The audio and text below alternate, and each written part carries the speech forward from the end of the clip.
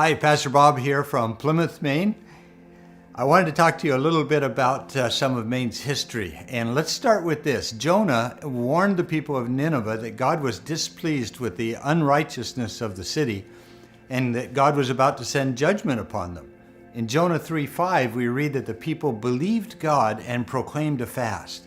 The king of Nineveh understood the heart of the people, and he called for a time of fasting and prayer. And Jonah records that God relented concerning the calamity.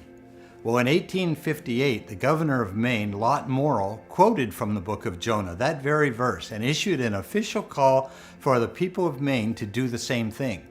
The governor, like every Maine governor before him, urged the citizens to, and I quote, express a worship which should recognize God as the central idea and the will of God as the criteria for justice and the source of temporal and spiritual attainment. He further called for, and I quote, a devout contemplation of the moral neglect and transgression in our homes, in public or private life, in the procedures and conduct of government, and the transaction of business, in hopes of an awakening, a conviction of moral want, and the need of repentance and divine love.